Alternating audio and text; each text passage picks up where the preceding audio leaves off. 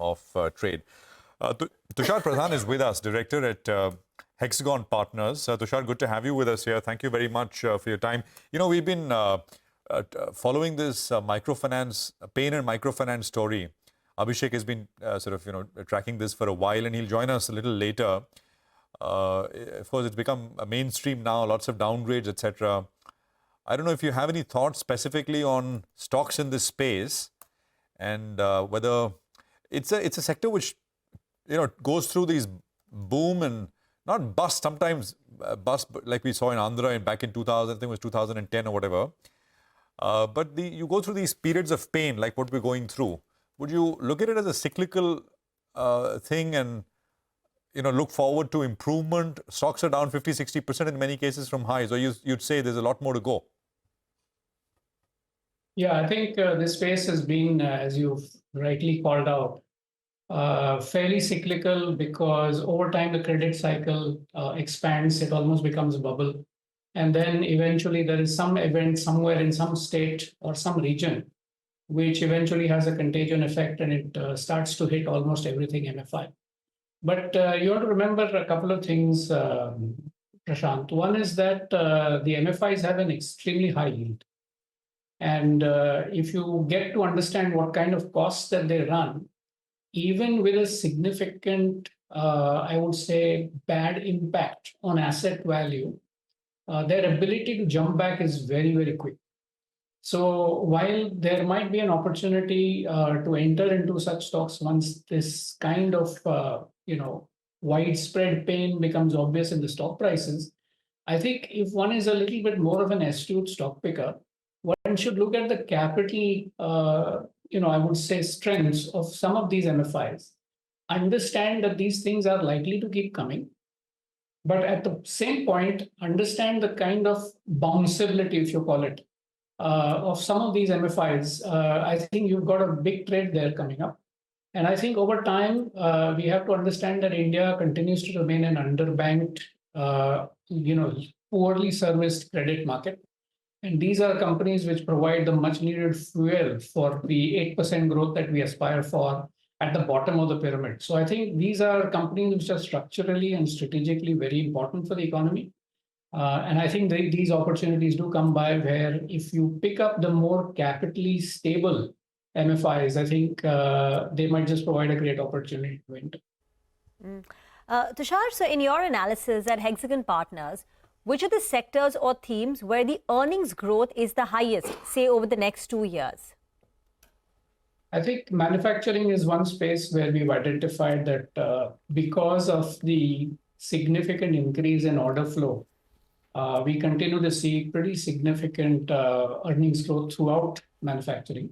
And here I'm calling out manufacturing, which could be large manufacturing, process controls, and down to the fact that we also include auto to a certain extent in that, and auto ancillaries. But it is not to say that every quarter is going to be smooth, in the sense that every quarter will be better than the quarter prior. There is going to be seasonality, especially when we talk about infrastructure and large manufacturing. It is not very evenly broken up in the quarters and the kind of growth that we look for on a quarterly basis. So I think when we talk about manufacturing earnings growth, one has to take a step back and look at it from an annual basis. Sometimes the spillover of realization of these orders get delayed, and we may not have a very clean cut on that.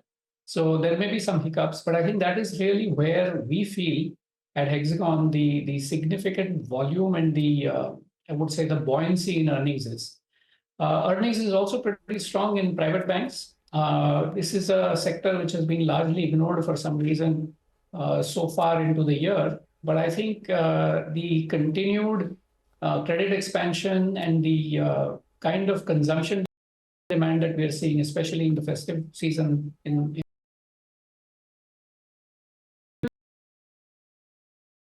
addition without any significant cost. And I think these are companies which are again slated to have a very significant earning growth forward. I think I would also call some certain cyclical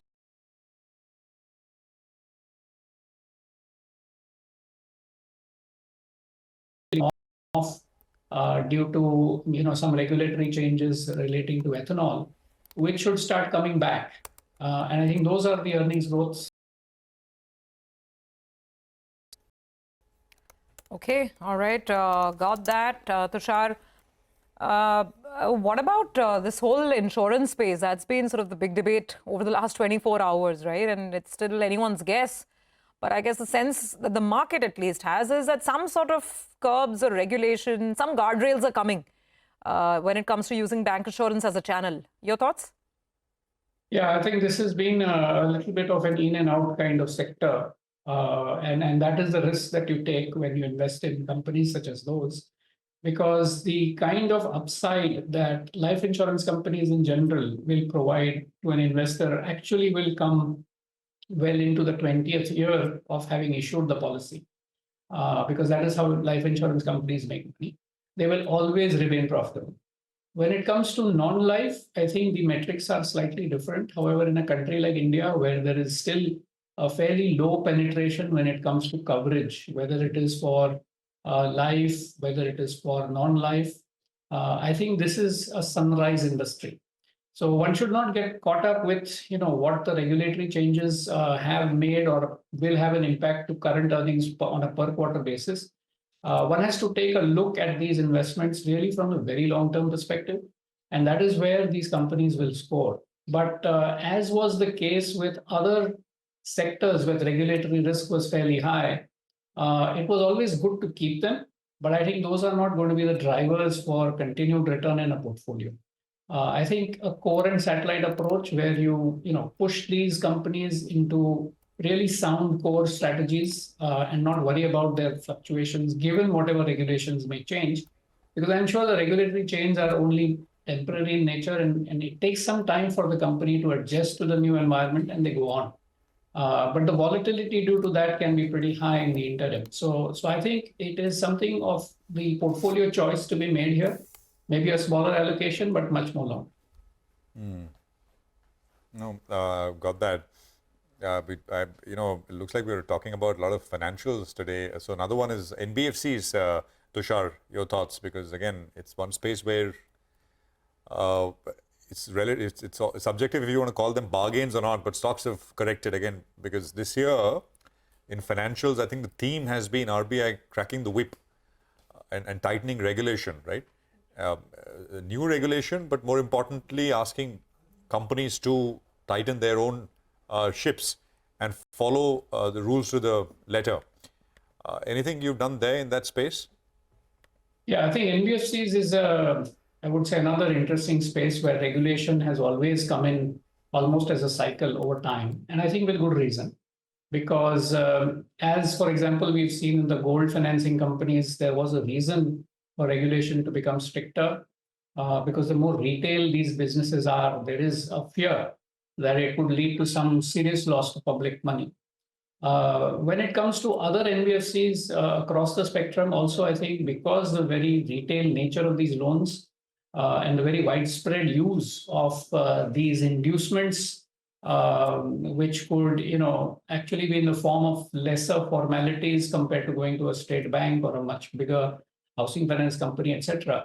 That remains, I would say, a sector which is very attractive, because there is going to be borrowers who clearly don't fall into the more traditional borrowing schema, and as a result of which the NBFCs always will gain as a result of that. And as I mentioned right from the start of this conversation, that India remains an underbanked, underserviced market when it comes to credit. So from a demand perspective, I think all of the NBFCs have a reason to be there in their share of the sun, and they will grow. But because of the nature of this evolving regulation, I would call, because we really don't know, whether the entire regulatory revamp is over at any point of time, because these things keep evolving over time. So I think that is a risk, a discount that you have to give to the valuations of these NBFCs. Some of them have corrected, but we yet do not know what more in store for these kind of activities. And I must say that NBFCs is not a generic word. I think each of the NBFCs bring a very special, I would say, nuance to the entire market. So I think it's bottom up that one has to look at these companies. There are very safe and secure NBFCs which are kind of away from the regulatory overhang or the oversight because they themselves are very self-regulated and they're very transparent. I think these companies do not face much risk because as regulations go, if companies continue to work behind the lines as if and not only on the line, you have a lot of buffer available for these businesses to yet prove to the market that they're doing business the right way. So I think it is more to do with that. And I think one can pick and choose from a bottom-up basis which of the ideas of among the NBFC pack they like. All right, Tushar, thanks a lot for joining in. Wishing you a good rest of the day and a good weekend ahead as well. We'll chat with you soon.